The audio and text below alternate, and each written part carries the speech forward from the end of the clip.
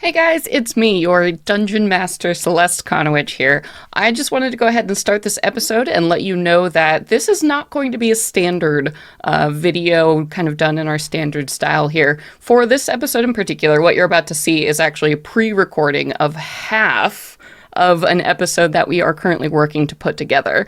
The episode is going to be very cool. Like when it comes out in podcast form, we're basically splicing together two different storylines and mixing, matching some audio. So it's going to be real neat, but it might be a little bit awkward as you are watching just this half of the recording. So I just wanted to let you know that and give you all kind of a proper intro for those of you watching it on stream or, video on demand. So hey, welcome. We're the Venture Maidens. This is not our standard format, but we are super happy to have you here. We're a D&D actual play 5th edition podcast, not sponsored or endorsed by Wizards in any way, just permitted under the fan content policy.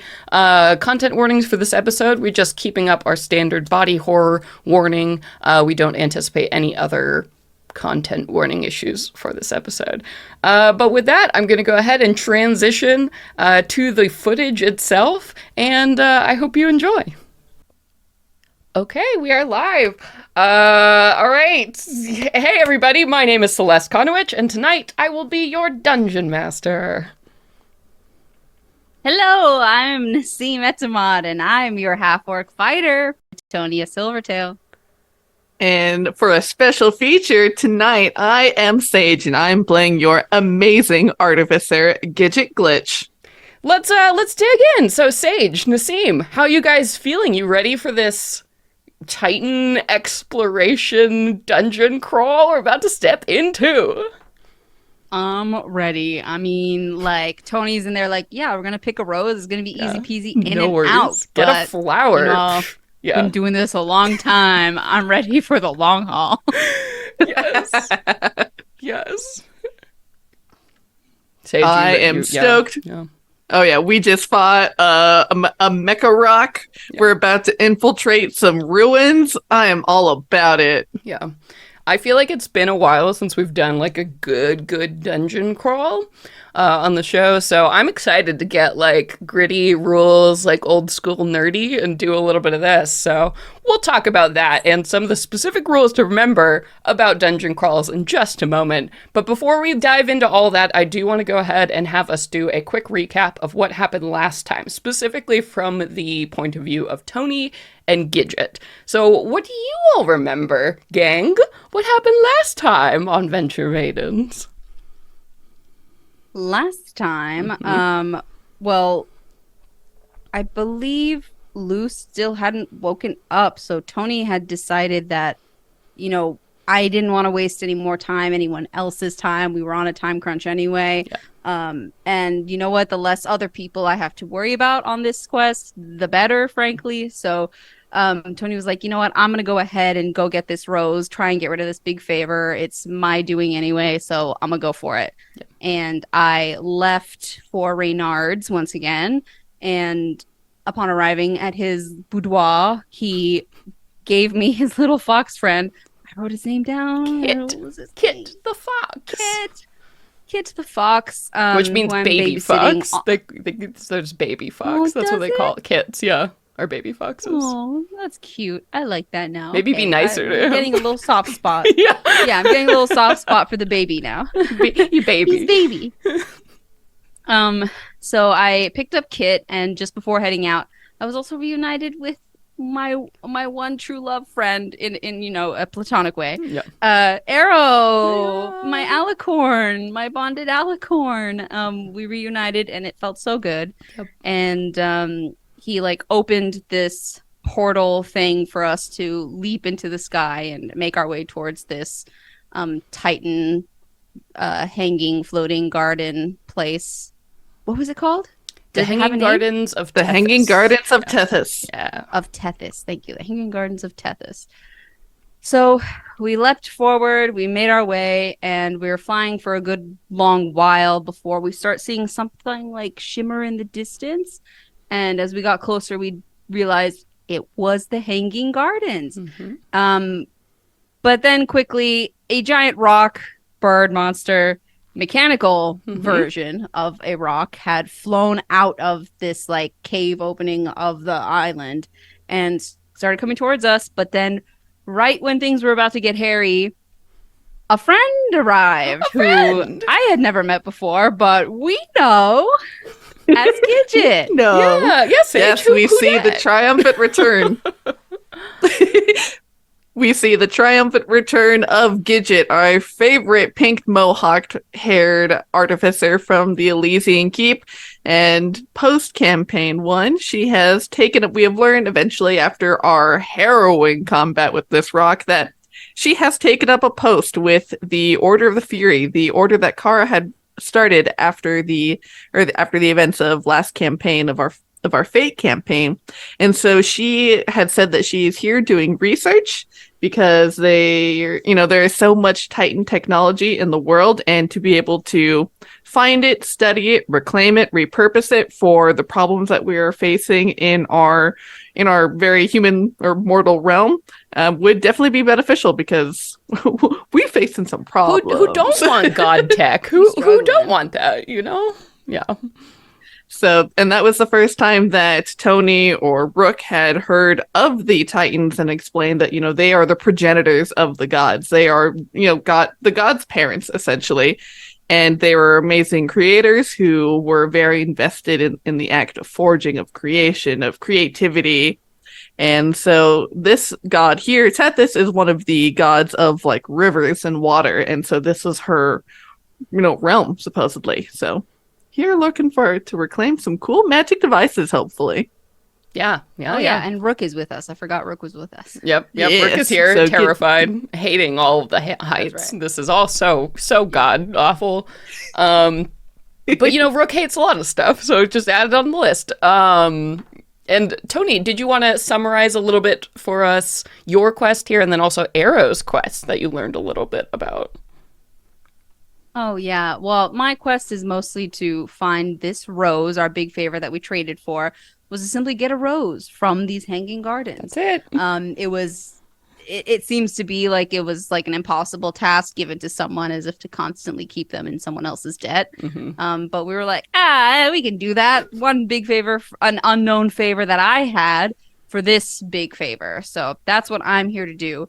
And Arrow has joined along because this is where his people are from.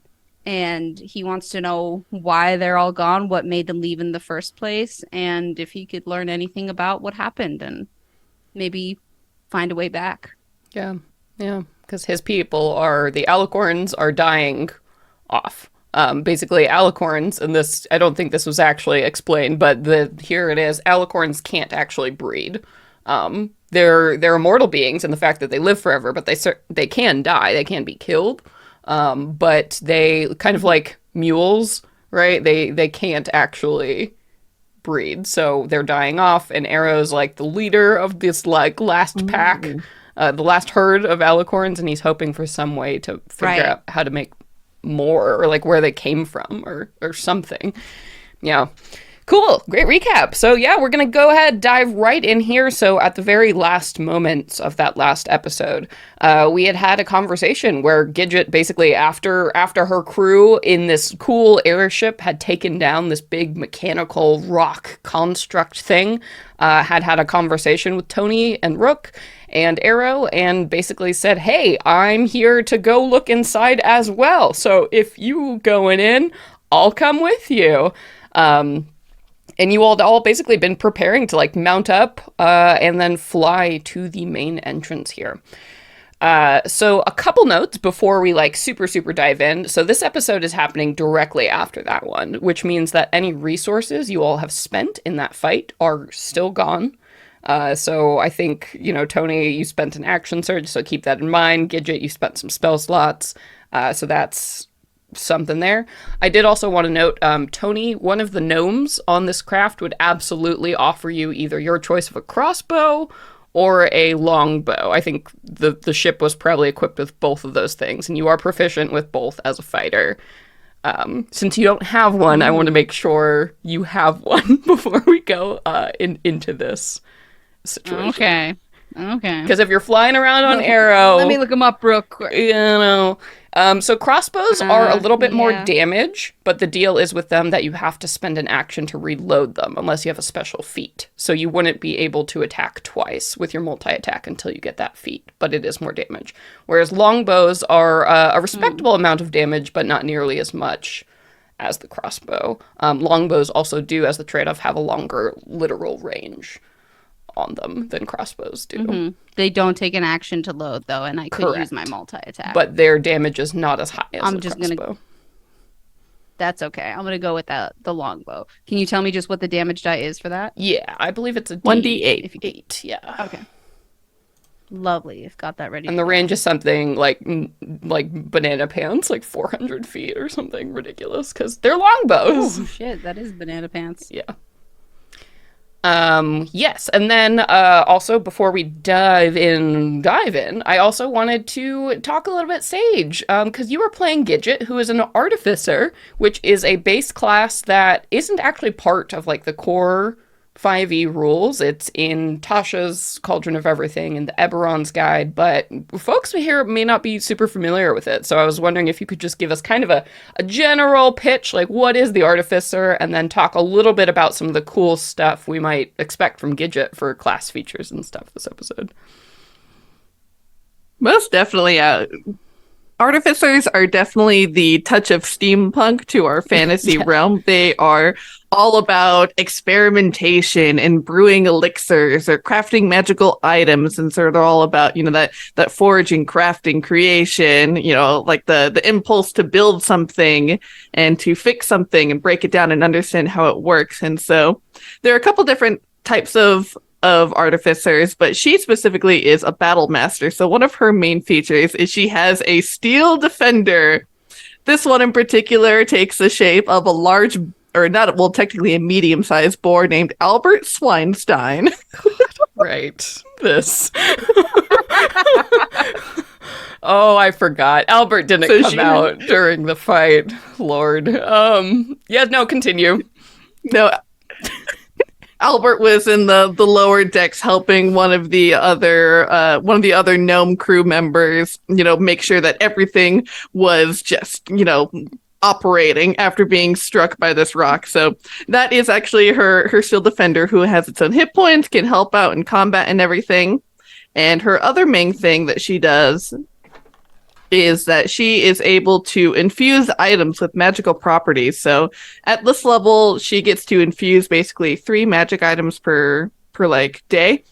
And then you can choose, every day when you wake up, you can choose new infusions that you swap out for every day. So her 3 things are, scrolling down on my character sheet. So she has the Boots of Winding. So as a bonus action, she can teleport 15 feet. And she also has... Yeah, that's pretty sweet. Yeah. There is a weird thing where you have to have been in that space before to teleport back there. So that it's like a weird loop effect. So look a little bit at that more, because I was like, what the hell? That's so cool. And then I started reading it. I was like, this is weird. So just keep that in mind as we go along. Huh. Oh yeah, so it's as a bonus action, you can teleport up to 15 feet to an unoccupied space. You can see you must have occupied that space at some point during the current turn. So yeah, so whoop, bring herself back around to somewhere, which is kind of interesting. And then on her half-plate armor that she wears, she has the infusion of Armor of Magical Strength, so she can expend charges in order to get a bonus to strength checks or strength saving throws, and she can also spend charges to save her from being knocked prone, which is pretty cool. And since we are a small gnome, you might imagine that strength is not our strong suit. So we made a strong suit. And then her... God. Okay. Unforgivable. And then we have, she has a heavy crossbow that has an infusion that makes it a magic item, and it gives it repeating shots, so she gets to ignore the loading property on her crossbow, and it makes it so that it does an extra bit of damage, makes it magical, and so if she doesn't load in any bolts, it just shoots a bolt of arcane force energy, which is pretty sick. Yeah, we saw that during, I think, the last fight, and that was cool. Yeah. AF. So yeah, that's like it. And then she's also got a small assortment of some spells as well. Yeah. Cool. Yeah, artificers are very neat, and it's very appropriate and helpful that we have an artificer here because the Titans themselves were kind of like the OG artificers of creation. So, you know, that might be helpful in this dungeon crawl. So don't worry, Toni. You have so many friends here with you. You've got Gidget, you've got Gidget's pig, Albert, you've got Kit, the little baby fox, you've got Rook, you've also got Arrow, the alicorn. So you've got a party of 6, including you. Yeah, so for real. It is a party. Yeah, so don't worry. You're gonna need it. And Wait, they're can all Albie speak? Can Albert speak? Swine. Albert cannot speak, but Albert does understand common and can take orders. All right. Yeah. So Albert and Kit are going to be best friends. Yeah, that's actually yes, Kit would love to ride on Albert and be away from all of you. And that's kind of the same situation with so technically nobody can understand Arrow except for Toni, but Arrow as an alicorn can understand Common, Celestial, Sylvan, all these kind of freaking languages. So I'm just going to say for ease of use, you can all understand each other because Toni can translate and such. So we don't have to worry about that language barrier between all of us. Kit also seems to be able to understand completely everything you all say, though he also cannot speak. So that is that.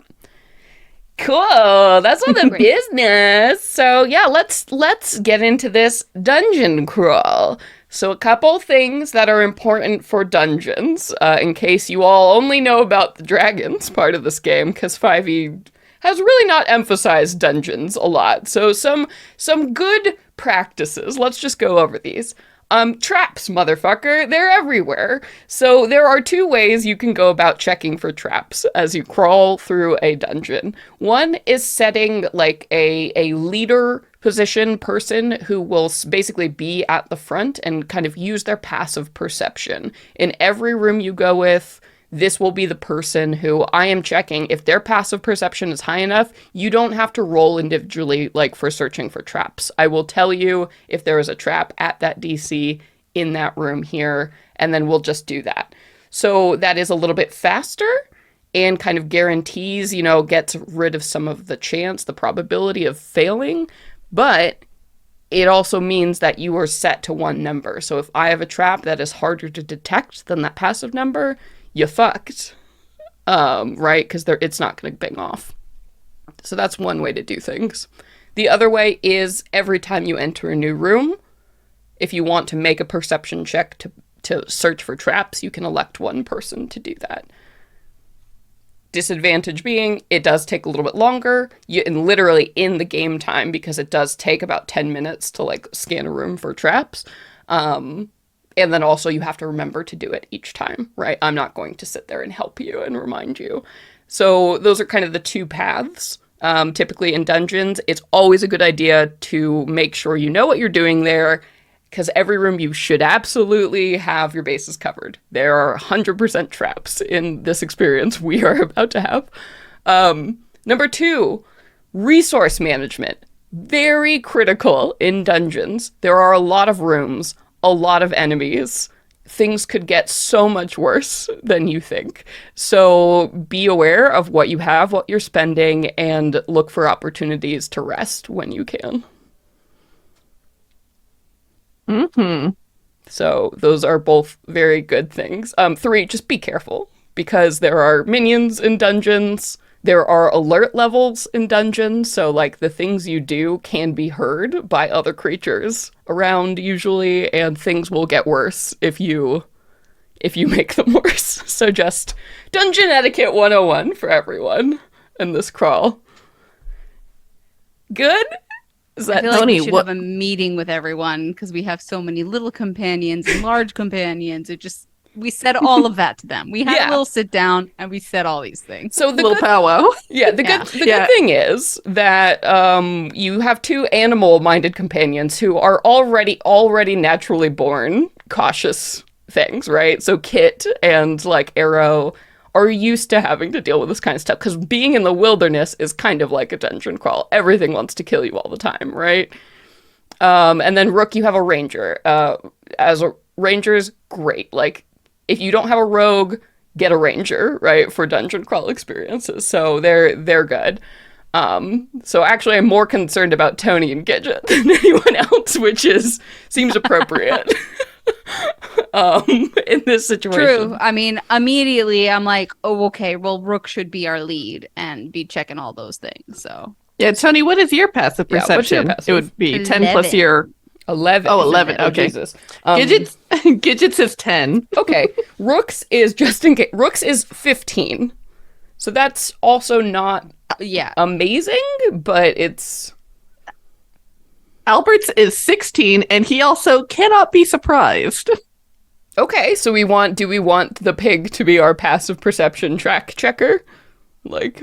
I think so, because he's metal. He's You can easy send to him fix, ahead, you know? right? Worst case. Exactly. Absolutely.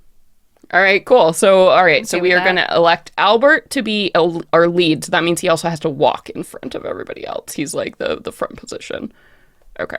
And then his passive... Okay, Kit baby, sorry, you gotta stay with me. You can't ride on Albert if you're gonna be first. Kit looks at you with those like judgmental, almost cat eyes for a while, and then like crawls into your hair and is fine with it. But he had to give you a little sass because that is what it is. All right.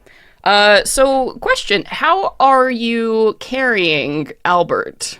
Because Arrow can certainly hold everybody else, I think, on his back. Like, you've got a small gnome, you've got Toni, you've got another medium person. But I think Albert is probably going to be a bit on the heavy side. What's the plan here?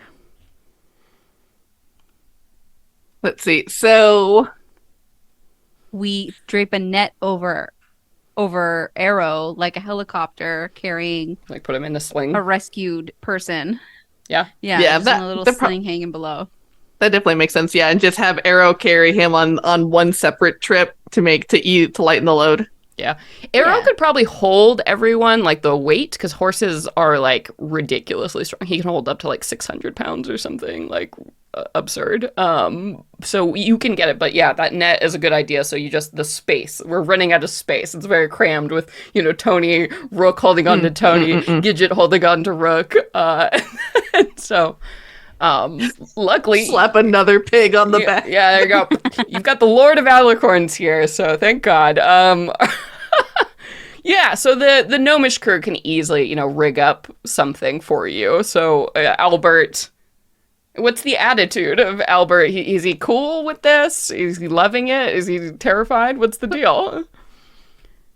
I think he probably hates not being on the ground, and then so he does that dog thing when they see that they're about to be put into a pool, and he starts just kicking his legs just out of instinct. Yeah. So Albert is just like swinging that, and that moment when Arrow takes off, and it's a little bit awkward because the gnomes sort of have to hold, so it doesn't like just swing off into oblivion. So it's rough, and you, Toni, as Arrow does take off, you sense the strain of him. This is like pushing the very edge of his capabilities, but he's handling it as you take off.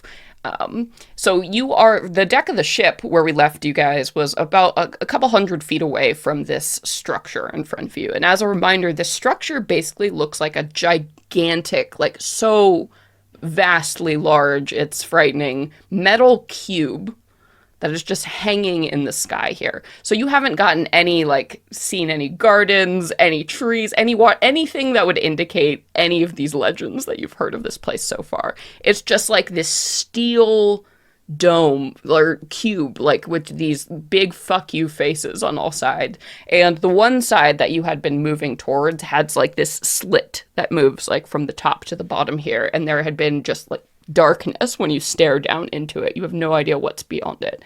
And this tiny, tiny little landing platform where you see an actual entrance at the very base of this cube. So Arrow is taking off here and heading now for that platform.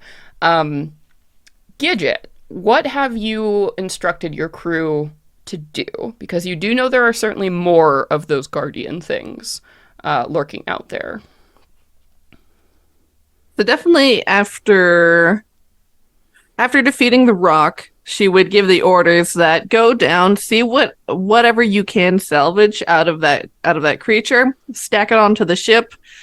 Other than that, stay outside of that 300 feet perimeter, until we call you. Okay. Give a signal. Reaching, probably, if that thing just fell, it would probably take about a day to get from where you are just like all the way back down to Earth and collect the parts. Like, this is how fucking high up you are. Like, this is... Got it. Yes. You're basically in space. Like, you're at the very edge of atmosphere of the mortal realm.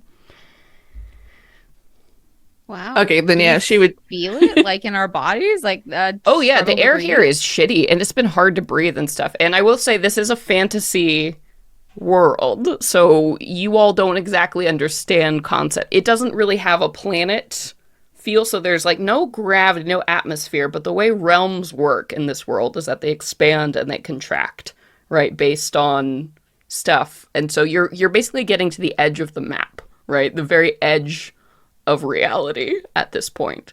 So it's not technically like you would go out here and into space. Like, space isn't a thing in this realm, but you are feeling it. It is stressful on your system. It's hard to breathe. Your ears hurt. Your head hurts. Like, people are not meant to be up here. Right. And so in that case, she would say, yeah, just, fly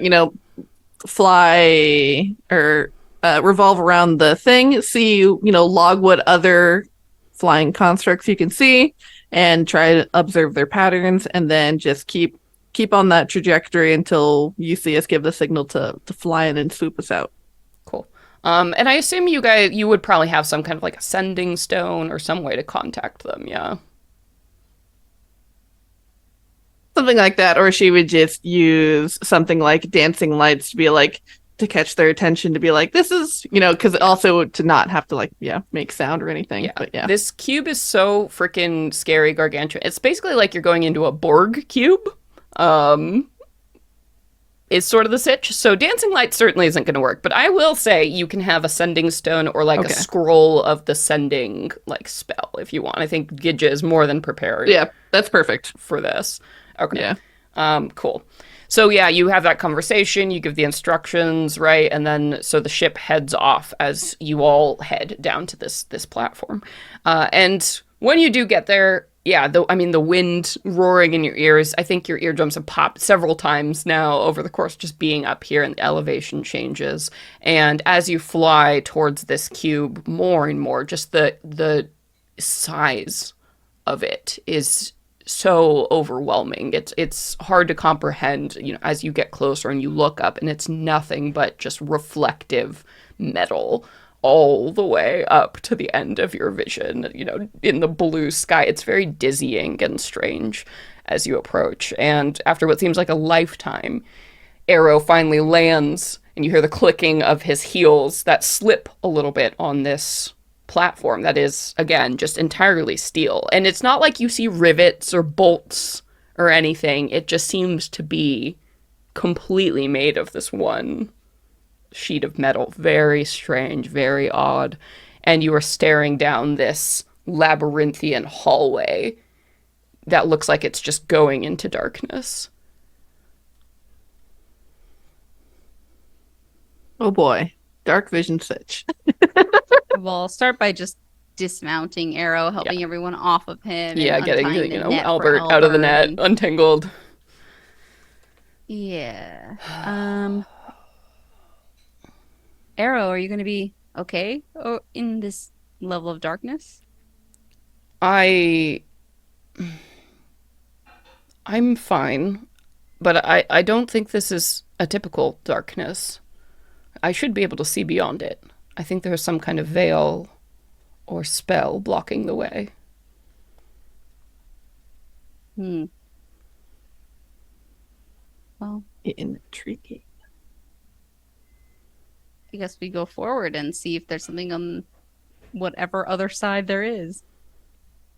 Yes. Indeed. Rook And size. Albert. Albert, lead the way. Albert, over to you. Sorry, was yes, Gidget going to and say he will something? stride Oh, forward, yeah. hearing the. I was gonna say, yeah. Albert will click forward. You hear the little metallic clink of his hooves on the stone or on the metal on the floor, and he will begin trotting forward. Let me just make sure that he actually does have Oh, like something like dark vision, because that that would be a big problem. I mean, because but at Rook the very least, she would. also has human Yeah. eyes, I would like to point out. True. Rook True.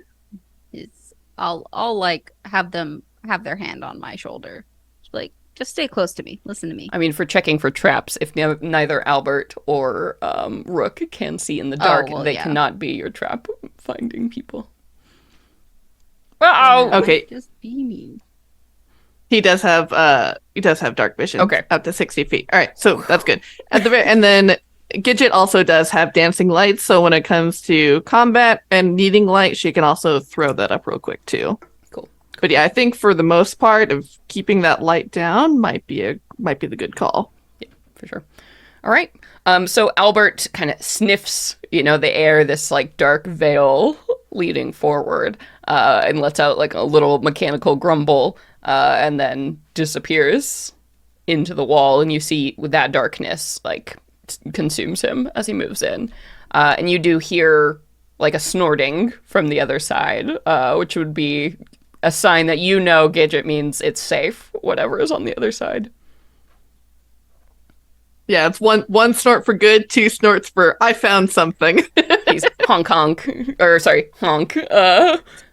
God, if I start snorting now, we'll never make it through this recording. So one snort, all good.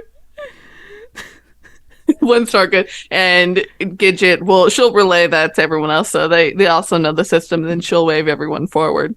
All right. So you move forward, pushing past this odd curtain of darkness, and you enter a room that certainly is not what you expected on the other side. There is light in this room that you pass into, and it takes you, I think, a while to kind of get the read of your surroundings just because the space is so freaking gigantic. Again, Titans were actual giants, like in game terms, so they were incredibly large, and this space was clearly made for them. So you are in some kind of grand entrance hall area that looks almost medieval, actually. It looks like a castle, but on blast on the other side here as you are staring up at these gargantuan paneled walls, like depicting all kinds of stories, colors, legends, and there are like these gigantic pillars that run from the floor to the ceiling, and you see like magnificent carpets around here. There are lounge chairs and like seats that are made for somebody 5 times your size scattered about this room. All of it looks actually quite nice, quite regal, something you might expect in like a luxury hotel or something, until your gaze moves to the front of this room here, where you see these gargantuan doors that were must have been elaborately decorated and beautiful in their day, are just smashed and buried under like tons and tons of rubble. It almost looks like somebody took one of the columns or something in this room and banged it against this door to seal up this entrance forward. So the scope, I think, of all of this comes in, and the lighting throughout is coming from these like glass orbs that are set in the walls. We would recognize them in our modern world as like lamps, just, around this space here, but something like this is very odd to see lighting up this space here. And you will see, like, far across this gargantuan room, you can just make out, like, a couple, maybe it's like statues or something that are actually, like, your people-sized, flanking this, like, ruined mess at the front of the doors. What do you want to do?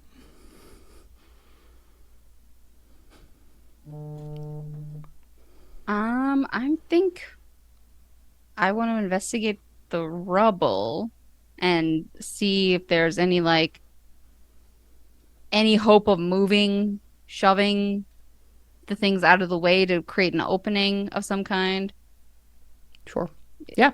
So so you go and you step into the room, and it takes you probably 5 minutes or so to like walk across the hugeness of this room as you're moving through it, you know, passing by the various columns and decor and all of this until you get closer to this rubble, and you can see now those like little figures on either side that you were having trouble seeing across the way. It looks like a pedestal that you might see like a bust on in an art museum. And indeed, there are busts sitting on these things, like just the waist up of a humanoid shaped creature, but it's made out of plates of metal and something like these wiry, maybe twig vines to you. You've never seen anything like it. And this figure is sort of just slumped there, like their head is down on their chest, and yeah, so they're very strange. They're clearly meant to sort of look like people, but they don't have like little skin or facial details. You've never seen anything like it. Yeah, immediately distracted. She's now investigating these statues. Yeah. Yeah. And so it's weird because they're the only thing in here that is clearly meant for people of your size. Like the torso is about the same as you. And you're looking at it there, and there seem to be like dark panels, maybe like where eyes would be. You're not sure how it's like fused into the pedestal. So you're like, is this a creature? Is this one thing? Like, it's so weird. And actually, as you look at the other one across the way, one of them is fully intact and sort of has a feminine look to them. The other one across the way has been completely like smashed. You see the remains of it, but somebody has like, I don't know, maybe a chunk of stone or something fell, and like half its face is gone and an arm is missing, and you can see those black twig things all around the inside and some like black fluid that has leaked out of it.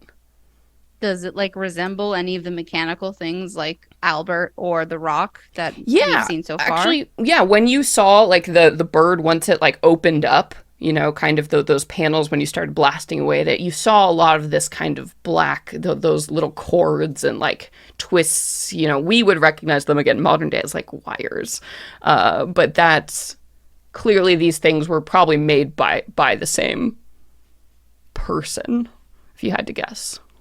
Mm-hmm.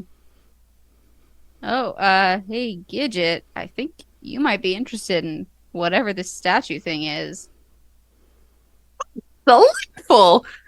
I've been wanting to study their tech up close. And she'll go over and, you know, sitting on the back of Albert, because he is medium and she is small. She'll head on over there and she'll, you know, stand up on his back, and she'll immediately pull out like a gem cutter's like eyepiece, so that she could like get a real in-depth close look at it and start kind of poking and prodding. Yeah, all right. Yeah, definitely make me some kind of check. I would say investigation would probably be my big pick, but you could definitely also do Arcana, I think, or something else that makes sense to you.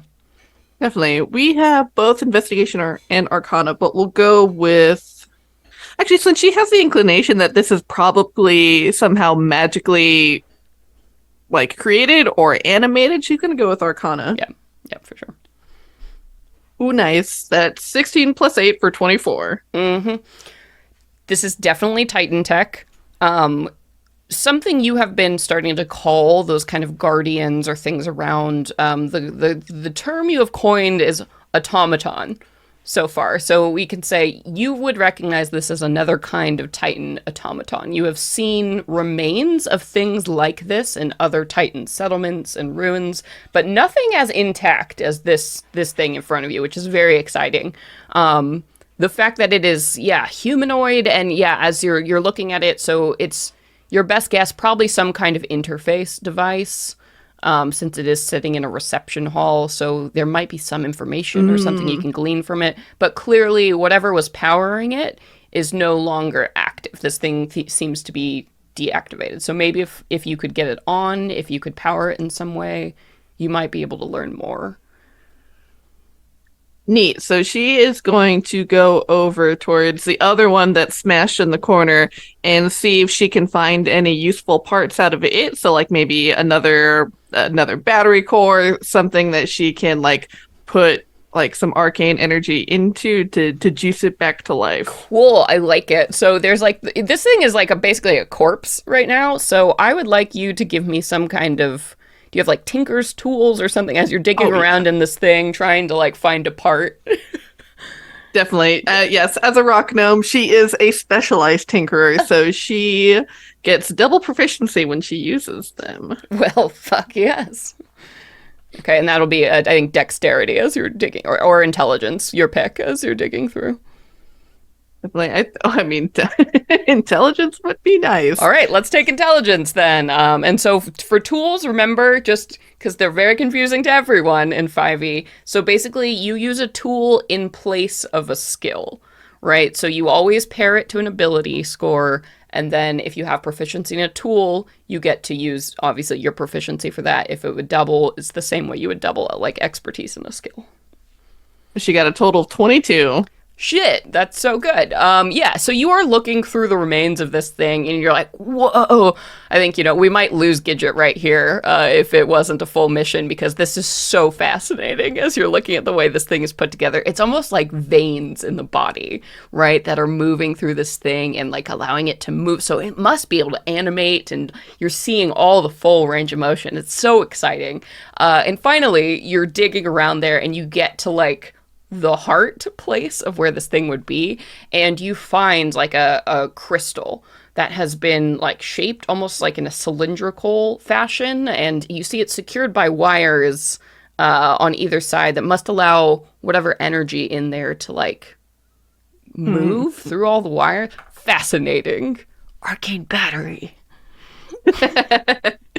Yeah, so she, as delicately as she can, you see her very gently, taking out some tweezers and plucking these wires off as she carefully extracts it. And then she'll bring it over to the one that's more together, and she'll go to like, what do you think? Could she like expend like a first level slot to give it some juice and put it into the other one? I would let you do it with your, because you have like don't artificers have a minor magic, like you can make shit glow or make it do messages or something? I mean, she has her tinker from being a rock gnome where she can make little like clockwork devices, but okay. No, I was pretty sure it was like the it's the first level artificer thing. How's Toni doing with robots? This is happening. I mean, the rock was terrifying, but this and then nuts. Albert is like really exciting. These little things, it's like still kind of scary and doesn't trust it, but there's someone here who seems to there's someone here who seems to know more about this stuff, so she feels more at ease being around Gidget. Yeah, for sure. So magical tinkering is the feature. So you can imbue a tiny non-magical object with a magical property of your choice. 5 feet radius, 6-second long recorded message, emits odors, static, visual effects. Oh, yeah. So I'll let you expend one of your 5 uses of that to power this bad boy. Yes. Yeah, 5 is a lot. That's nice. Yeah. So I figure that's, because your spell slots are going to be very precious. So let's put this to work. True. I appreciate that. Yeah. Okay, yeah, so you like imbue your little, I don't know, how do you do this? What does your little magical tinkering look like? So she basically, as she has extracted this, and she goes and she places it into the other body, and she takes out basically like this like cone-shaped item, and then you see like this bit of like electricity kind of crackles from her fingers, and then focuses and draws down the point of this sort of like almost like quill-like thing to like channel it through the point of it into the device. Cool. Yeah, so as this happens, I think everyone, Arrow, Kit, Rook, who have been looking on at this, just like, what the hell is happening? Maybe jumps back a little when this thing all of a sudden, like, shifts and animates, and just like a person might, except without legs, this device comes to life, and where you would see like normal, humanoid eyes, you see these like flashing green lights that activate, and it scans around and clearly looks at each and every one of you and says something in a beautiful, flowing, gorgeous language that none of you understand. Toni draws the longbow. Yeah, and the thing looks at you and sort of cocks a head inquisitively. Oh, drat. I unfortunately don't have comprehend languages, so I'm not able to communicate with this creature. And when you say that, the creature like stops looking at Toni and like focuses on you, and says something again in that language, and it sounds like a question mark. So they go blah, blah, blah, blah, at the end. And Gidget will say, affirmative! And the thing nods, and you hear like a TV static sound that comes out of this thing for a moment, and then it sort of shakes its head, and it says, "Common language detected. Would you like me to speak to you in the common language?" Yes! Excellent. And then it like pauses, and then gives you a clearly pre-recorded message, as it says, "Welcome to the Hanging Gardens. I am here to enhance your experience. How can I assist you today?" I'm looking for a rose. And there's like a delay. "We have many fine roses at the Hanging Gardens." The pathway to your roses is blocked. And the figure pauses and sort of turns around and looks. "Yes, that appears to be true. The main entrance is currently malfunctioning at this time." Other entrances to the gardens? There's a pause. "You would like me to tell you about other entrances into the gardens?" Yes. "I see." Well, are you getting mad at my Alexa robot? Don't worry about it. "I see. Toni's You would never like dealt with robots. She has no patience. yeah, you would like another entrance into the gardens. Well, you cannot enter through the main passageway, but perhaps you could enter through the utility tunnels. Would that be satisfactory?" I mean, yeah. "Excellent. To find the utility tunnels, direct your attention towards the back panels on the far left and far right sides of this hallway. You will need a maintenance key to enter." Where do we find a maintenance key? "I'm sorry, if you are not maintenance staff, you cannot have a maintenance key." I am maintenance staff. I've simply dropped my key under the rubble of this malfunctioning door. Would you mind reprinting me a maintenance key? "I am sorry to hear that you are having difficulty. Have you lost your maintenance key?" Yes, I have. "I am sorry to hear that. Let's see what I can do about that." And there's like another of those TV like sounds on the inside. "I'm sorry. I cannot provide you with a maintenance key at this time. Why don't you use the maintenance override?"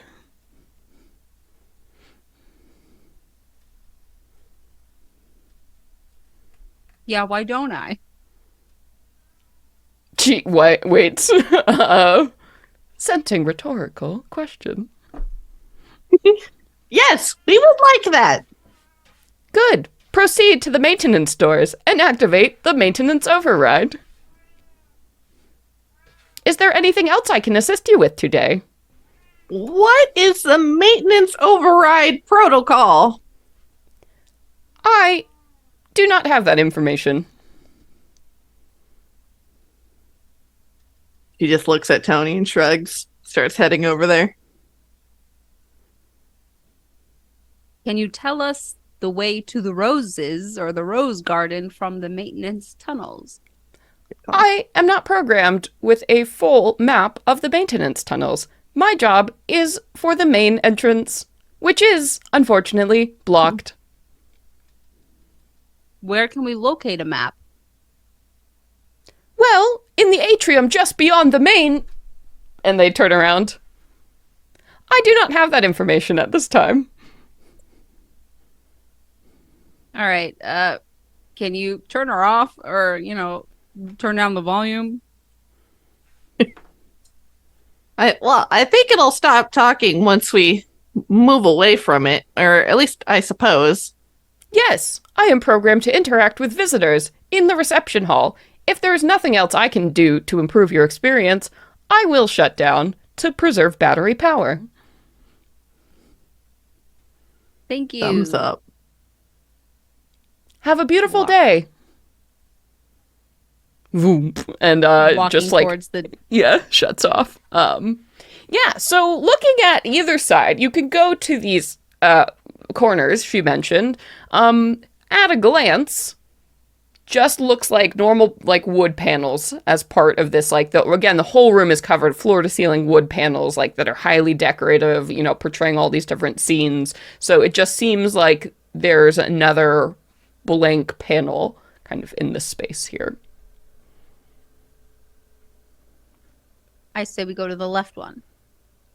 You will see the same thing on the left side.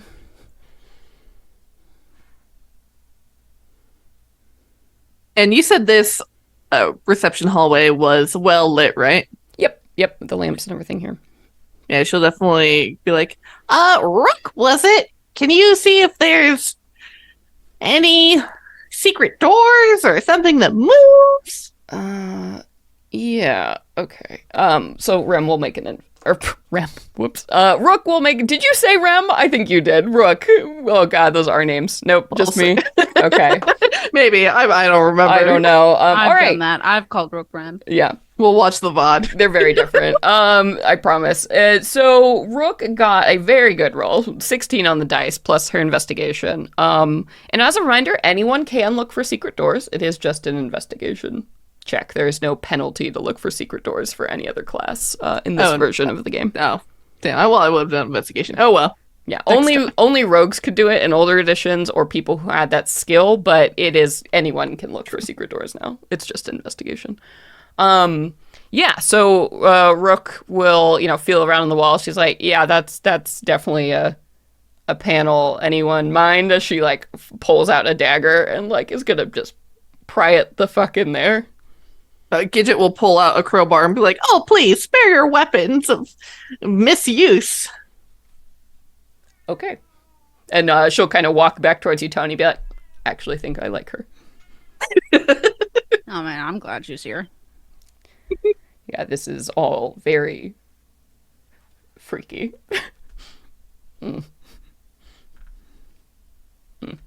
Yeah, so give me a strength. Give me a, what are you doing? Just brute forcing this boy.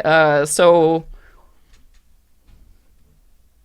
a strong lady use that strength with this crowbar to pry it open.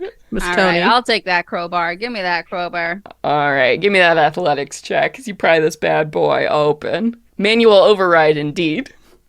Manually overriding. That's Sometimes it's really just that simple. 14. A 14, yeah, that's enough. It's shitty. It's not, a perfect thing. You're like, oh god, as these steel plates come up, you have to bang on it a few times, right? Gotta shove the door open. But eventually the panel does swing. And you can see there's just a shitty door kind of hidden behind this. Of note, too, this door is humanoid sized. So it's you-sized. So it's not gargantuan like the rest of this place. That's interesting. So whoever maintenance was, they're probably closer to your size than Titan size. Intriguing. Oh, so this is the maintenance door. It's not like another panel somewhere else. No, this is so hidden behind this panel was the maintenance door. So presumably you had a key, a nice arcane key. It might have swung open and been super nice for you, but you just, brute shoved the panel off the door, manual override style. So, Gotcha. All right. Albert through first. That's right. all right. So you open up that door, beam, and as you get inside, now you are in a very dark space. You see that there are stairs, like just metal stairs, leading down, kind of winding in a very tight corner, like stairwell into the darkness. There are no lights on in here. Yeah, he'll clop down. Yeah, Arrow is cramped, actually, in this space as you are moving through these, like, thin tunnels. So it's very strange being in, like, a very large space and then suddenly going to not large. And horses and boars trying to get down the stairs. It's very uncomfortable and awful as they're doing this, and the metal, and it's very dizzying and reverberating. Like, this is not comfortable for any kind of living creature, so poor maintenance staff. As you're leading down further into the dark. And then you do get to the point where you cannot see, if those of you who don't have dark vision. So what's the deal, kids? What's the plan? What did you say Gidget had? Fairy fire or? She has dancing lights, so she can summon like 5 little magical lights that will blink and illuminate the way for us. Because I got So nothing. Yeah, so or we could light a torch, but yeah, so she can spam that every minute. Okay. Yeah. All right. So yeah, you have your little bobbing lights. Any flavor on these lights? You can make them any color and shape you want. Oh, they're hot pink. Hot pink, baby. So we have like kind of a neon, like industrial club vibe that's starting here. I like it. Yeah. I love that as we're moving down into the dark. So you all head down these winding stairs. Now the pink glow of these lights, the only thing to light the way for most of you who can't see in the dark. And as you are stepping down this again purely metal building, you can't help but like notice how loud all of your footsteps are and your armor as it's like clanging and reverberating in this. You're basically in a metal canister, right? And you finally get to like the bottom of whatever this room is, and you can see that this room is actually dimly illuminated. So dimly in game terms still means you can't see that well. You have disadvantage on perception checks while you're in here. Like your range is limited on what you can see. But what's odd is like all of these like little blinking lights throughout this space, and they may be coming from walls or from like structures that you can just see kind of illuminated, and they're all in these different colors, like little buttons and dots like that are just like slowly blinking and giving the whole place this eerie kind of glow.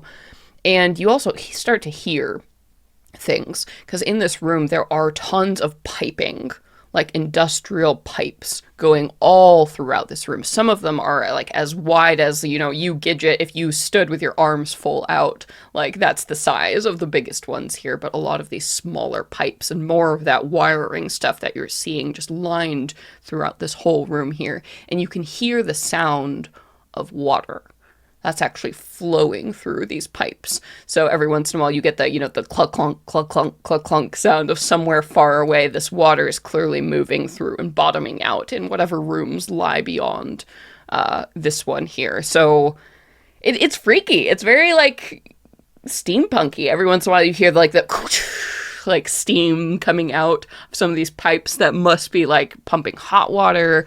And then, the clangings from far beyond. Waterworks, utility tunnels, indeed. It's just this vacuous room that you're in here now. So, what's the play? You said there were You wanna lights. look for other stuff now. Oh, Pig?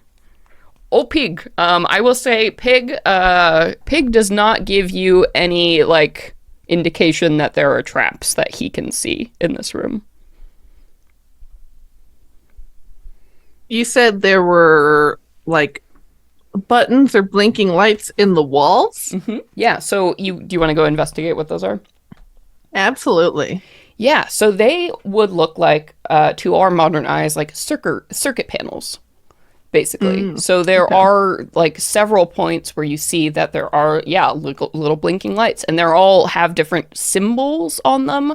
And you, Gidget, would recognize some of these are symbols that you've seen before in Titan stuff.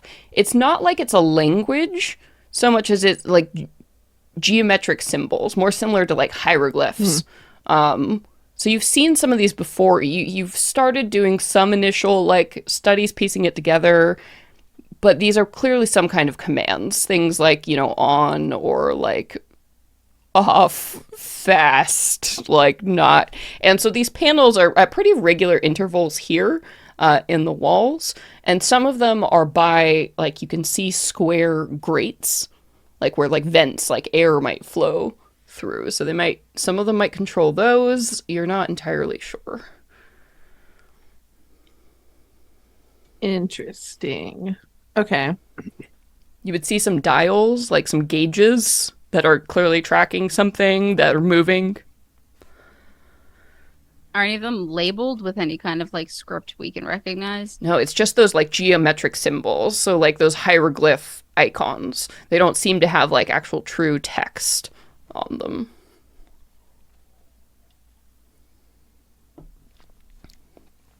And was there another door or anything leading out of here, or is it just like the grates that we see that would be like exits like out? There could very well be doors like at the far ends here. You think you're sort of in like a long warehouse style room on either side. So basically you could keep walking like away from the stairs, like down this hallway here into the dark and see if there's a door down there. Or you could walk like the maintenance stairs dropped you Got off it. here. You could keep walking in that direction and see. So you're basically at like kind of a T-junction in this big room here that clearly keeps going on both sides. Okay, got it. Yeah. Yeah. And since it's so dark, you actually can't see the walls other than this wall that you're up against here, right? And then there's all this piping and shit in the middle of this room here.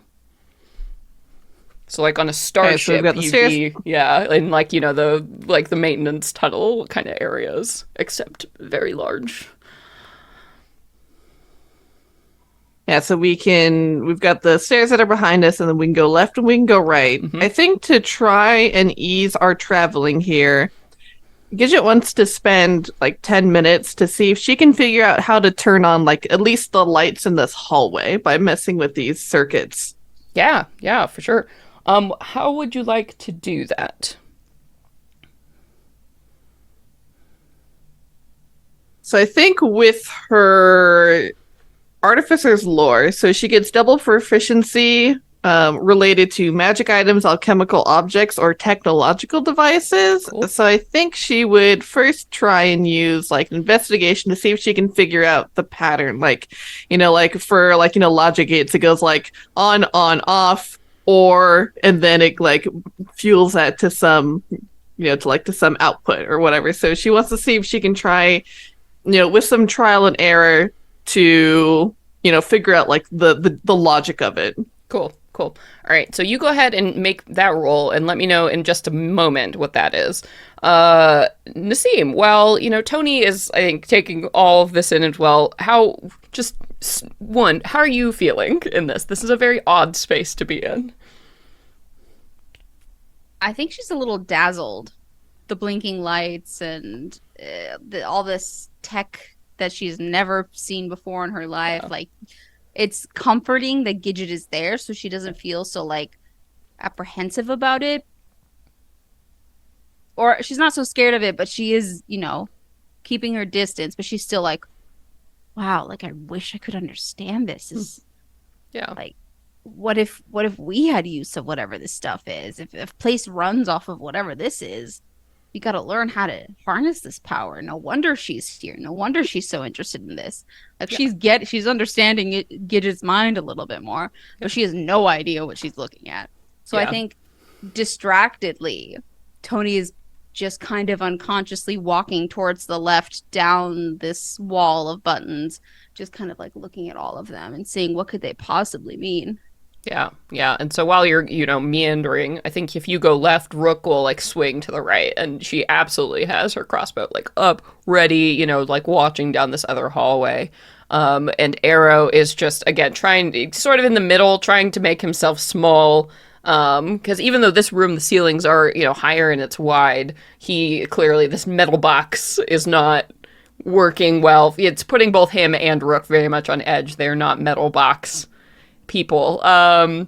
So as you're looking around and drifting, why don't you go ahead and give me a perception check as you're kind of like wandering down this left hallway. 15. Okay.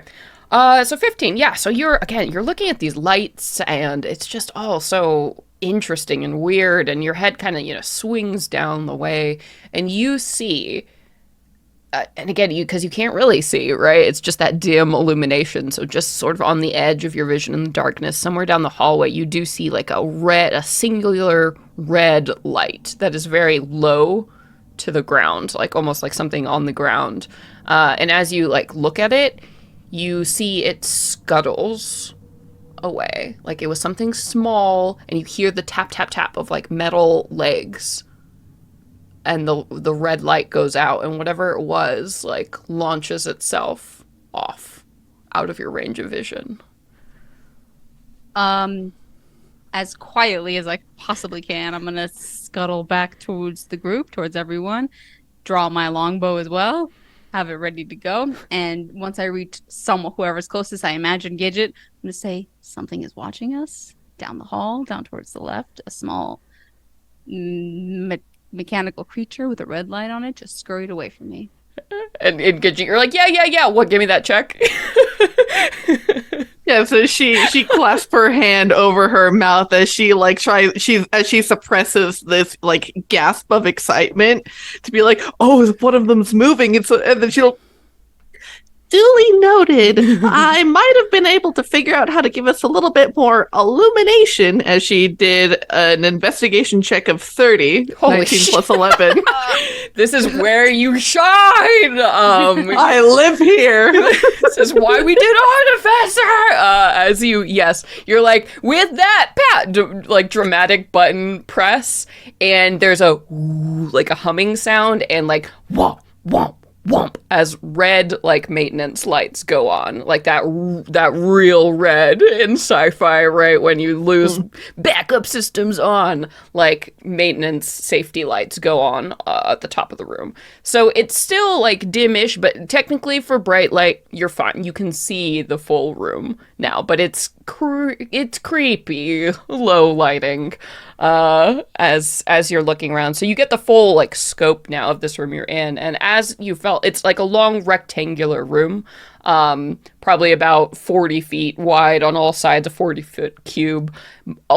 This piping is just ridiculous now, as you can see the whole thing. There have got to be hundreds of these different pipes traveling further down to the left, down to the right, like into the other wall. Clearly they're all leading into something. You can see like turning stops and steam valves and vents all over the place, all kinds of complicated mechanisms. And as you are looking down to the left, you can see that this passageway ends in like a steel door that has another one of these panels here. There isn't any other kind of clear like keyhole or way through. And then as you look down to the right, there is another one of these like sealed doors on either side. So you have two doors, one to the left, one to the right. There is no sign of whatever that little thing Toni saw is. Rook, did you see anything down the right side of this hall? No, certainly no little red eye monsters. What?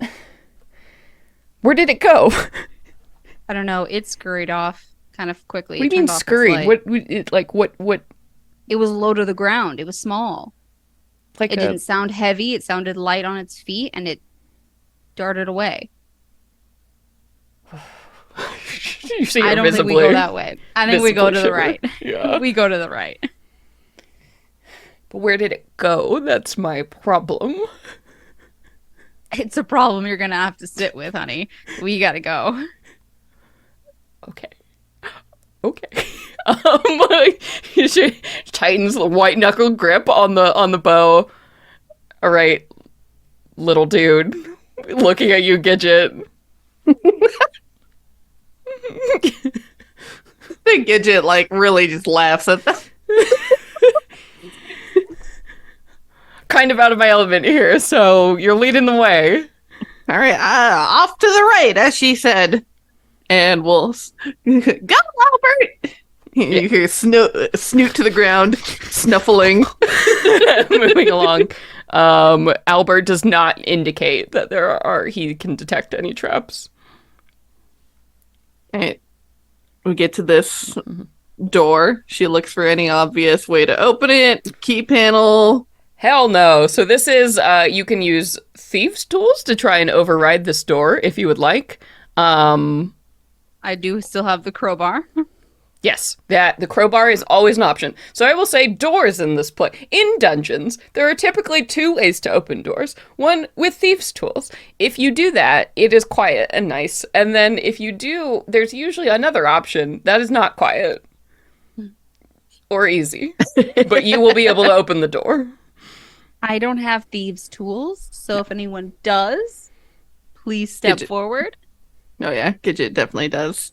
Yeah. So she will, stride forward, and she pulls out her own little, scurrying thing, and will, it looks like a scarab that she sets onto the door, and it begins using its little legs as, little lock picks, basically, to try and to override things. This is cool. Rook's face. That's cool. No. No. An arrow will whisper in your mind, these friends you have are very strange. Tony's looking at him like, yeah, but I'm really glad they're here. Yes, I have never seen this kind of sorcery. It is not what I would have expected from the Hanging Gardens of Tethys. Me either. I'm still kind of not expecting to even see a garden. Yes, it seems finding a rose in this place will be much harder than we anticipated. Yeah, I think you're right. That is an 18 with her thieves' tools. All right, how do you hotwire this door? Yeah, so all of a sudden, as after the scarab has been using its front two legs to press through all these different locking patterns, you see as it figures out the last combination, it glows a bright green light, and you see a little. And then, does the door slide in, or does it push in? It opens on clam, bite, so it opens up on either side. So the panels slide. I will say also, you note that above the door there was another of these large lights, and as you look at it, it blinks green and hovers green. Cool. Why don't you go ahead and, because you did well, I'm gonna give you another check to kind of interpret what this means. So why don't we go ahead and do history? Yeah. History. And this relates to technology. Oh my god, we're rolling like a god today. That's 19 plus 11 for another 30. It's only the first room. Get it all out now. I know, right? 30, you're like, oh, clearly. So you're like, this light reminds me of modern alarm spells and how they have been deviated to this mark. So here, this green light probably indicates that we successfully bypassed some kind of security system that is in place here. So as a warning to you, that means there are probably alarm spells on every single one of these doors. So if you messed that up, or if you had forced the door, potentially there is an alarm that will go off. Good to know. Okay. Yeah, Gidget she'll is on definitely door relate that. duty. Okay. Okay. Great. And another room awaits beyond.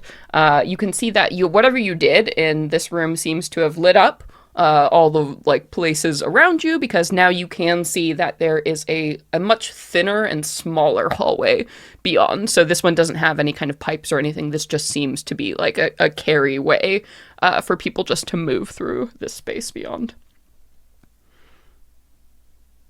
All right. Albie is still ahead of us, I presume. All right. Yeah, so as you step down the way, Albie will go and give you the double snort, like, no, there's something wrong here. And he's, like, sniffing around, like, delicate. He's not moving, but he's sniffing kind of at the tiled panels on the floor. Are the maintenance lights that Gidget turned on extending into here? Yeah, yeah. So it looks like they're all probably wired on the same system. So lucky you, whatever Gidget did, it seems it's going to be able to help you out for most of this. Nice. Most of this. Hell yeah. Gidget, let's exchange our information. Let's stay in touch. Gidget, can I call you to help with all of my adventures? Thank you. Yeah. Yeah, as she hears the familiar T-snort alert, she will go and where he is snuffling down onto the ground, she will check for traps. Yep, go ahead and give me that investigate. Investigate first, which again, anybody can do, but only people proficient with thieves' tools can deactivate or disable traps, is how it works in the 5e. I 25. have a -1 for investigate. So not Toni. Yeah, Toni. so 25. Jesus fucking Christ. All right, so yeah, man, this panel is a floor pressure plate. So if you had moved forward and stepped on it ever so slightly, it would have decompressed. And you can see with a 25 that there are thin wires that like go up through the ceiling and like travel up the walls here and away into some kind of alarm system. So if you stepped on this, you probably would have, again, triggered whatever this alarm system is that now winds through this entire place. That's a good pig. What a good boy. Good boy. Yeah, she will definitely attempt to disarm it. Because you can see, with that, again, a 25, looking down the hall, there seem to be about 6 of these things, like, offset from each other. So, yeah, go ahead and try to give me, so that Thieves Tech check tool to try and disable that. 18. 18. Okay, that is good. So that is good enough that you can choose to permanently disable them, or you can choose to just, like, leave them there. So nobody will be able to tell, but they'll basically, like, reset once you go past.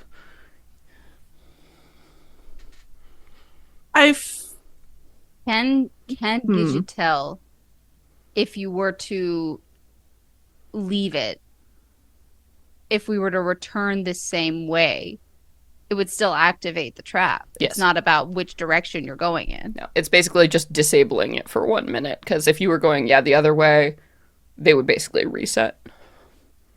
But if So, somebody came after you a minute later, right, they wouldn't be able to tell that anybody passed or messed with the trap. Right. That's a good point. I was gonna say, because my next question would be, or Gidget's question to Toni would be, all right, I can disable it permanently or have it reset after a minute. I feel like the people who live here or whatever maybe still resides here is probably aware that it's there. So what do you think we should do? I mean, given that something was just watching us, I would feel better about just disabling it for a minute to allow us to pass. You got it, Captain. Incredible. You're incredible, Gidget. I'm a big fan. Rook Tara mutters. doesn't know what she's missing. Yeah, Rook mutters something under her breath that sounds probably vaguely like encouragement or agreement. Yes, but you can, so you go ahead and you hear like a, like kind of a pressure release thing. I don't know, maybe you put like a little wedge or balloon or something under, something very fucking clever to hold the system for a little bit. And you all can wind your way. Oh, yeah? I was gonna say, so since you said there were 6 of these, Yep. is it like 6 consecutive tile panels, or is it like one every other one? It's like so on that a you could, like, chessboard, jump over it? it'd be like white, white, white, white, white, right? So there's like a little gap in between to like get people in case they were walking on the left side, like just the left, they wouldn't be safe. Okay. It's right, left, you know. Yeah, she'll make a note of that in case we do have to come by here, so that we can just Hop. try and walk that pattern. Yeah. Nice. Nice. Yeah, so you successfully bypass this trapped hallway. But you will see at the end of this like long hallway here, you actually come into, there's no door or anything. It just opens up into a very, very, very big cylindrical room. So big, in fact, that the safety maintenance lights, you know, they're only at about normal like wall height, so 12 feet or so. And they ring the outside of this cylindrical chamber here. But the blackness of just space up above it, clearly this room is so tall, there's nothing illuminated beyond that. So you can't see like the ceiling. The vision goes away there. And you hear a big sound of something like turning, probably far up ahead. Maybe some kind of propeller or fan. That sounds scary. Yeah. Okay. So you hear that, and then so right now you have the big cylindrical room in front of you, and then on the far side there is another set of those closed double doors, but that's about 60 feet away from where you are. Let's have Albie do a little trot around the space. Yep. Boop, boop, boop, boop. Yep. So he walks out, sniffing around the ground, sniffing. Doesn't give any kind of indicator, as he's just sort of standing there in the middle of the hallway.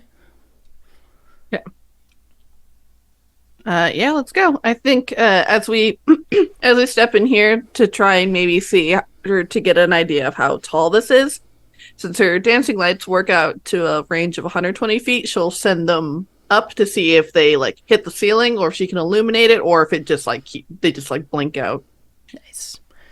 So here's what I'm gonna do, because that was smart. I'm going to give you all a perception check as those lights, you kind of walk out into the center of this space here and you send the lights up to see what's going on here. So everybody give me a perception check.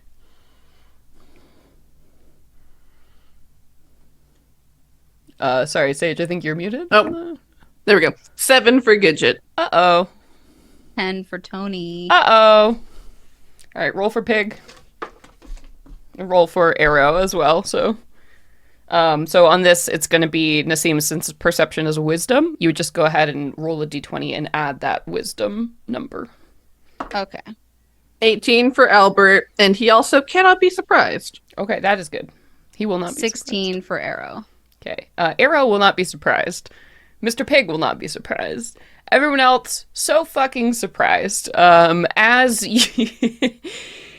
All right. Everybody roll initiative, because here we go. Here we go.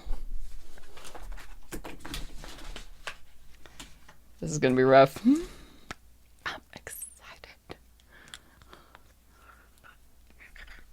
Pig smell on the ground. Uh-oh. Ooh. That was a nat 20 for Arrow. Okay. Arrow with a nat 20. And listeners and viewers, Nassim is graciously running Arrow's stat block for us this evening, so thank you, Nassim, for doing that. You're welcome, and I apologize for any delay in gameplay. No, it's all good. We're actually using the new Tales of the Valiant Monster stat block format as well, so there's a little bit of a learning curve, but I decided actually to use it because I think it's actually easier to understand for folks who aren't used to looking at stat blocks. So if you run into any issues, questions, totally happy to help. All right, so Arrow was a natty 20. How'd we do Toni, though? Oh, Toni got a 21. Okay. Gidget got a 14, and Albert goes on her turn after her. Okay, so Gidget 14, Albert 14. All right, and then roll for Rook, who, wow, did terribly. She hates all of this. Oh, actually, is Rook surprised? Brooke is surprised. Uh-oh. She doesn't like this room. She's out of her element. Oh, geez. Brooke, Okay. baby, I got you. And again, Kit is not rolling, non-combatant. So I'm gonna roll for 2 groups. It be chillin' in my hair. Yeah. Oh dear. Oh dear. They rolled even better than Arrow. Also Now, got a nat 20. Okay. Will our heroes die here? We'll see. Because the thing is, everybody except Albert, everybody except Albert and Arrow are surprised. So what this means is that everybody who isn't surprised gets to act right now, and then everybody who is surprised has to wait to take a round. So that means that you're basically going to get fucked by these people surprising you. So on the ceiling, as you send up these lights right into the darkness, you see, illuminated far too late, that there are a bunch of these scuttling creatures that are moving across like this thin, it's almost like chain link fence, like a platform about 50 feet up above, which is why I didn't really like track, in your dark vision, as you were looking up here, a bunch of these little things, and they look like they've got about 4 legs, and a central red blinking eye that once they all scuttle into place, you see about 15 of these, like, the red eyes come on here. So they're kind of like crab, spider things, like made completely out of metal.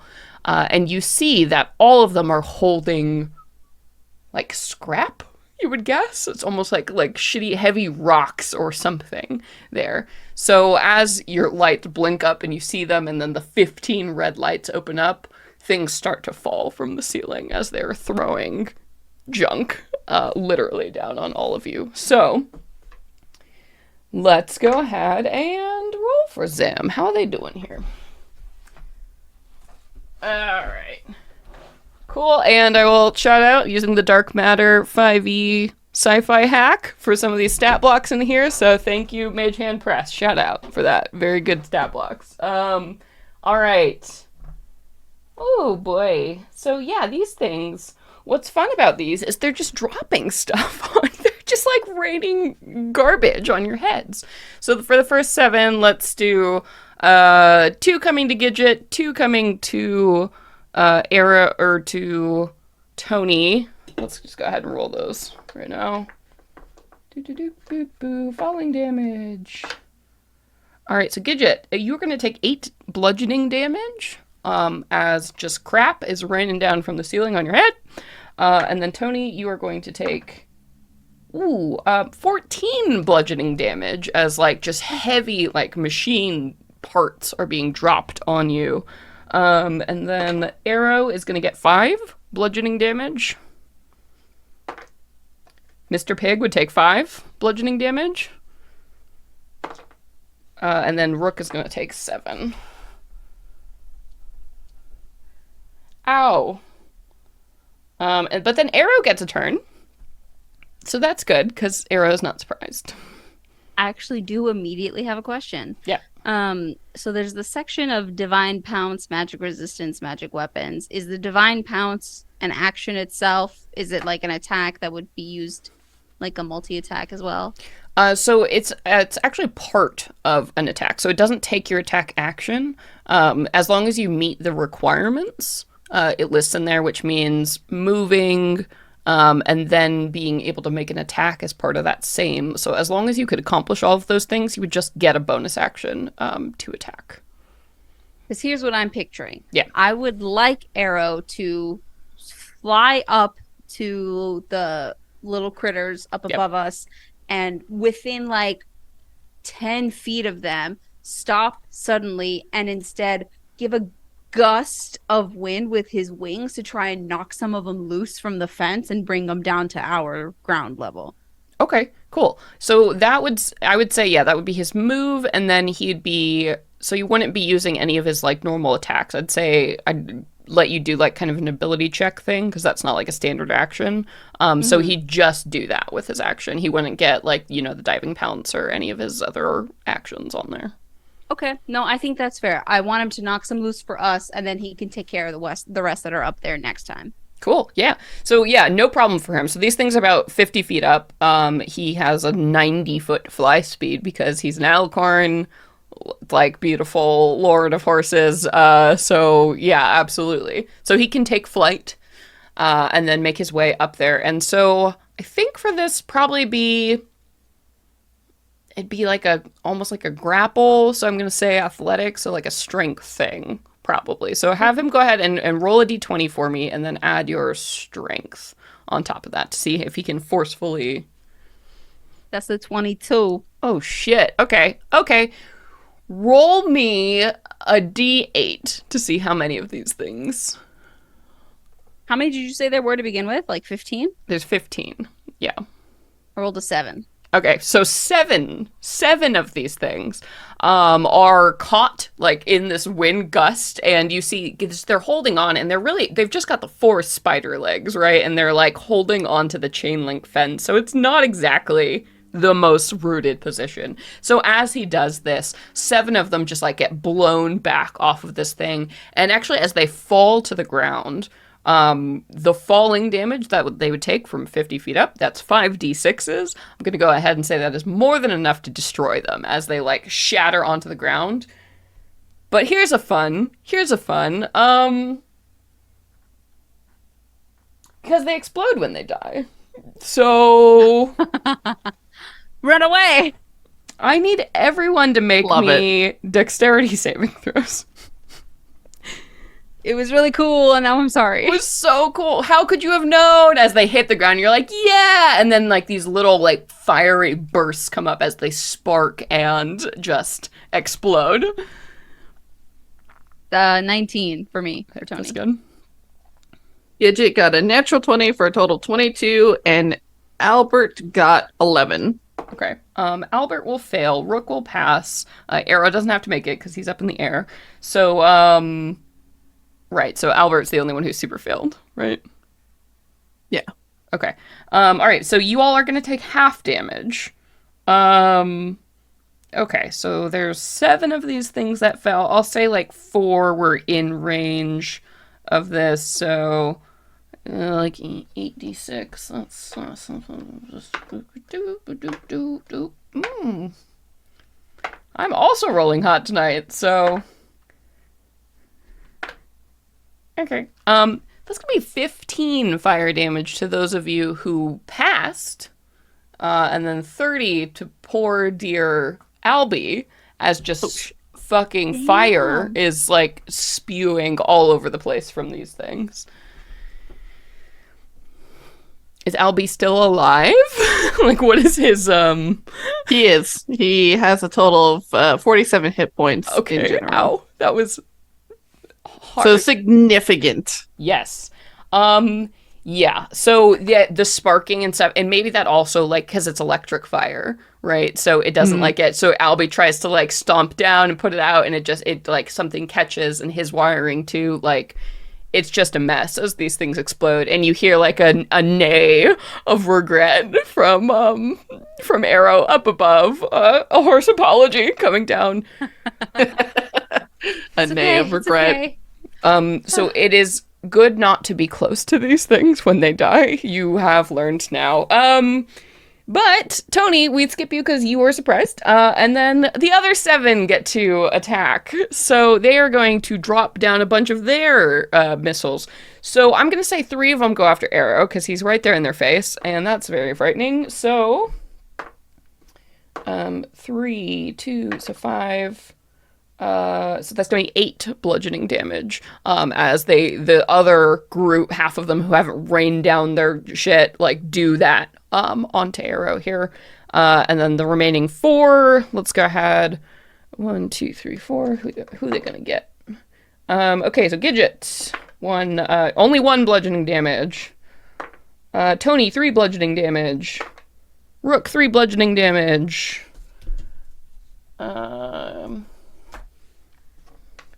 And then Albert, 2 more bludgeoning damage. Oh boy! And then Gidget was surprised. Right? And then Albert wasn't surprised. But what is Albie gonna do? Yeah, so he can't do anything on his turn except for take the dodge action unless Gidget commands him. So he is going to immediately run over towards Gidget and take up a very defensive position. And he'll take the dodge action on his turn. He's such a good pig. All right, poor Albie. And then Rook was not... No, Rook was surprised. So then, cool. That was the surprise round. So now we go back up to the top here. So we go to that first group. So 7 are dead. So that whole group is like pretty much like fucked. So there are... Yeah, okay. So the one that was in that group that is still alive up there, you see it actually scuttles away down into like a tunnel off to the side. Clear, these things like came in from vents. And now that it doesn't have anything in its grasp, maybe it doesn't have any other kind of weapons or something, but it seems to be retreating. And then Arrow. Okay, Arrow is going to... Yeah, hoof attack. Okay, cool. Right, so there are 7 of these things left, so he can go ahead and, do a hoof attack. So go ahead and roll that damage for me. Or you can take the straight 11, whichever you prefer. Oh, let's do that. Let's do 11. All right. So he smacks one with his hoof, and it explodes instantly. These things, glass cannon, little thing. So it is going to blow up. So it is going to take that damage, or Arrow's going to have to take some damage. But the good news is, so are the other things around it. So go ahead and make me a dexterity save for Arrow to see if he takes full or half. That's 10. Okay. 10 is not enough, so he's going to take full damage. And yeah, weirdly enough, these things are not immune to their own fire. So yeah, they're gonna all, let's see how many of it this thing can take with it. Alright. Okay, so like the 3 around it, I'll actually save, but these things are very squishy, so let's see. Okay, so it's 9 damage total, so Arrow's going to take the 9 fire damage. But even halved, that damage causes a bunch of all the ones around it to explode as well. So the one explodes from the hoof strike, and then it explodes the 3 next to it, as like it's just a chain reaction of like little fucking fireworks going off as these like little destructo things are just killing themselves. I'm gonna say one of them is close enough to hit Arrow as well, because he was kind of like flanking, but go ahead and make me a second dex saving throw if he can learn and avoid the next explodey. This is all before his other attack? His second attack? Yeah, because this is all just happening in real time. Oh, well, that was better. That was a dirty 20. Okay, so he's only gonna take 3 fire damage from that one. But yeah, so 4 are dead. So there are only 3 left here right now. So he can go ahead and take his other attack on one of them if he would like. And he would like. Mm-hmm. Like, little dirty bastard, stop. Yeah. All right, so roll that d20. It's +6. See if you hit it.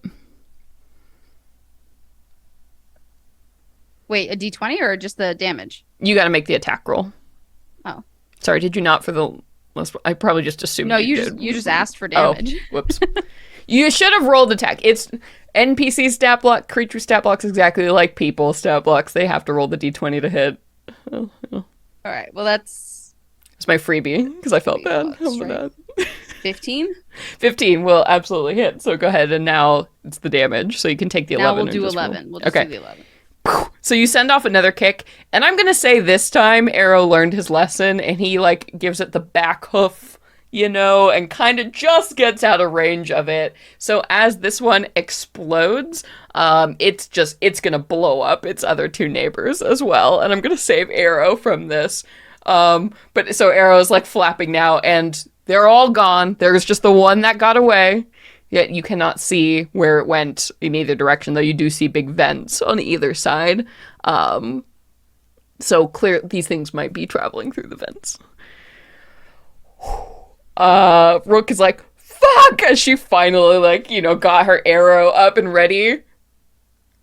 God damn it! For real, they fucked me up and I barely did anything. I didn't do anything. Oh god, what the hell were those? She swings on you, Gidget, to explain, as if you have to know. Gidget kind of shrugs and she says, I'm not sure what their intended purpose are other than fucking shit up as it goes through here, but we'll definitely have to be on guard for them, as she reaches over to Albert, who is like nuzzling up against her legs, and she is casting mending in order to restore some hit points on Albert. Mm-hmm. Yeah. So go ahead and roll those hit points. And Arrow will, you know, fly down, concerned. Are you all right? I'm so sorry. I didn't know. I can heal you. No, don't worry about me. You worry about yourself. You did the right thing. That cut our time in half, I'm sure. So, thank you. Of course. How's Arrow looking?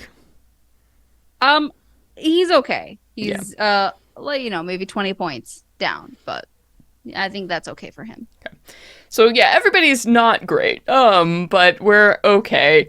And there's the heavy sigh as you see that door, another one of these locked doors on the far side that, you know, if you fuck it up, will probably trigger an alarm that might summon more of these things or something worse.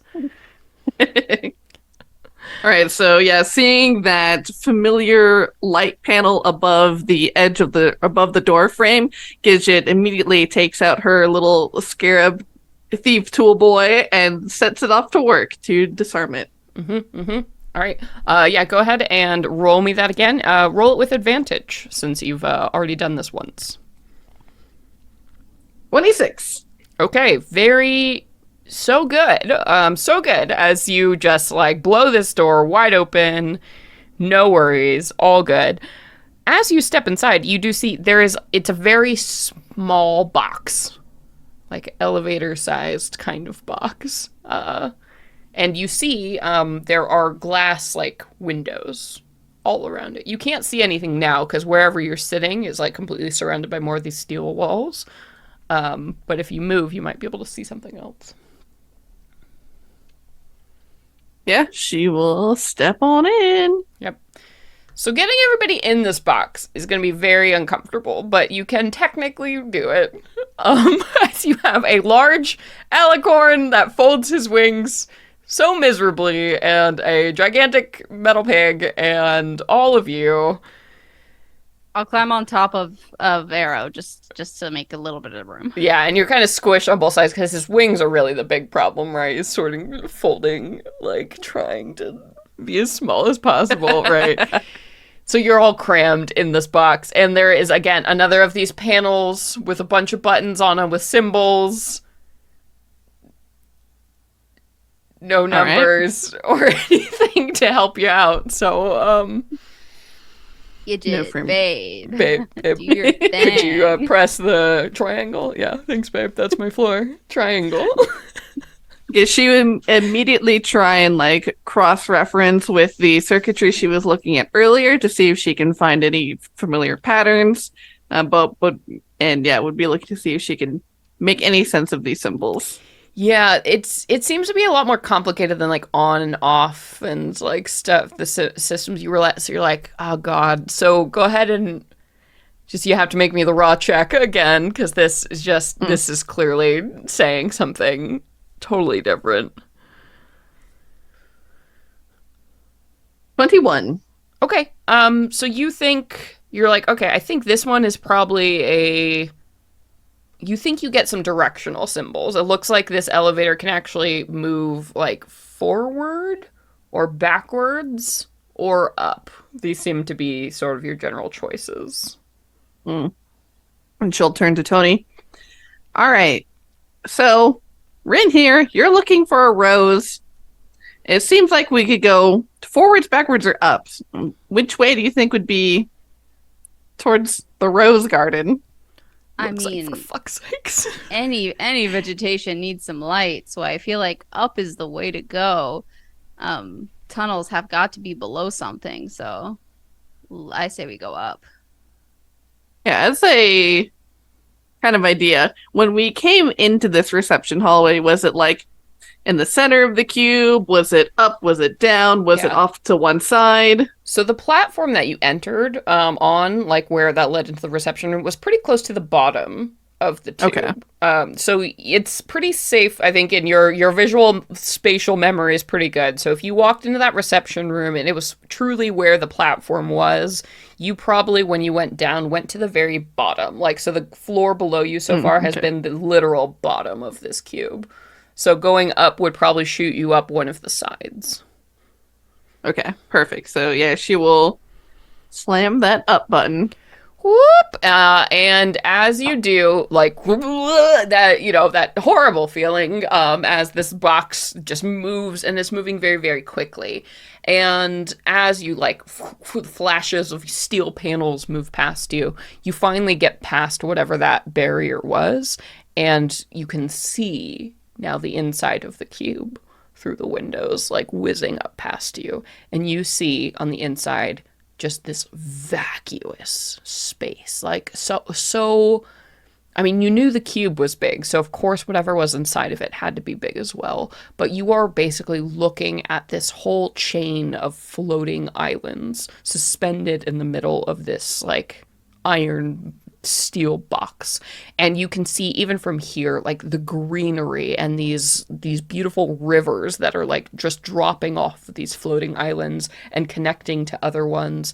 You think you see like birds flying around on the inside of this cube, and the whole thing is illuminated with this like gorgeous like daylight glow on the inside of it. It's incredible. You see structures, you see like reams of glass of thousands of these greenhouses all throughout.